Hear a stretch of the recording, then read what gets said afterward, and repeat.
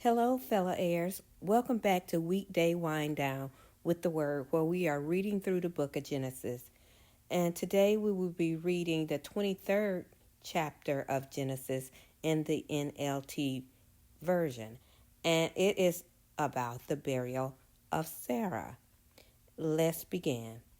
When Sarah was 127 years old, she died at Kiriath Arba, now called Hebron, in the land of Canaan. There Abraham mourned and wept for her. Then leaving her body, he said to the Hittite elders, "Here I am, a stranger and a foreigner among you. Please sell me a piece of land so I can give my wife a proper burial." The Hittites replied to Abraham, "Listen, my lord, you are an honored prince among us. Choose the finest of our tombs and bury her there.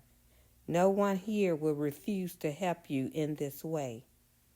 Then Abraham bowed low before the Hittites and said, "Since you are willing to help me in this way, be so kind as to ask Ephron, son of Zohar, to let me buy the cave at Machpelah, down at the end of his field.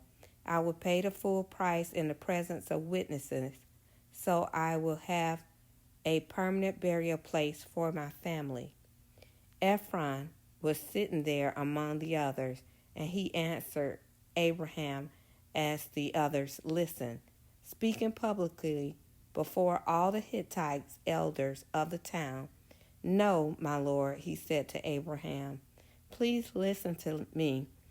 I will give you the field and the cave. Here in the presence of my people, I will give it to you. Go and bury your dead."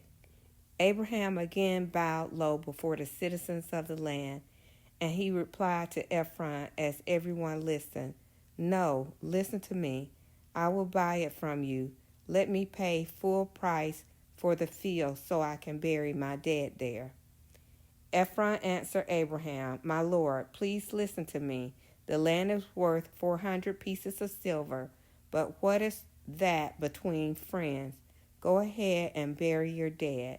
So Abraham agreed to Ephron's price and paid the amount he had suggested, 400 pieces of silver, weighed according to the market standard. The Hittite elders witnessed this transaction. So Abraham bought the plot of land belonging to Ephron in Machpelah, near Mamre. This included the field itself, the cave that was in it, and all the surrounding trees. It was transferred to Abraham as his permanent possession in the presence of the Hittites elders at the city gate. Then Abraham buried his wife Sarah there in Canaan, in the cave of Machpelah near Mamre, also called Hebron. So the field and the cave were transferred from the Hittites to Abraham for use as a permanent burial place. And I'm just thinking about how God blessed Abraham, but also he blessed him to live amongst good people. They became friends with Abraham, and they respected him greatly, even to the point that they came to his assistance and they were willing to give him property for the burial of his family. They were not trying to entertain taking any money for this, but Abraham persisted that they take money.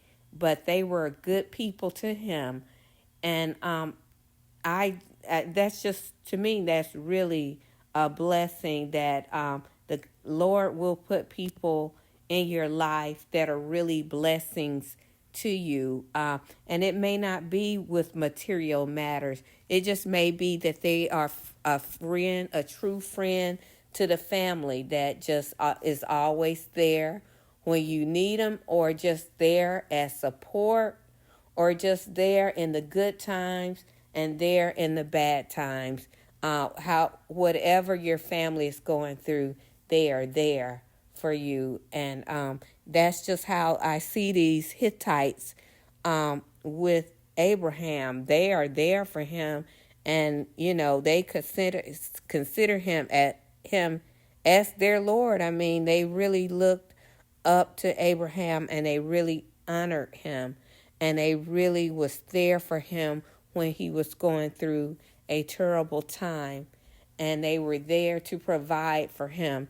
And another thing I was thinking about is how that they did everything before witnesses, and that's just another testimony how the Lord does things in decency and in order, so that nothing will come back later on. I know a lot of times as we read through the word, witnesses are called upon, you know, to prove or disprove something. And so now it is today, even in a matter of law or with contracts, even, you have witnesses to sign the contracts so that there is no, it's your word against this person's word, but no, we also have witnesses that can also collaborate the story that this transaction happened for this amount of money or whatever.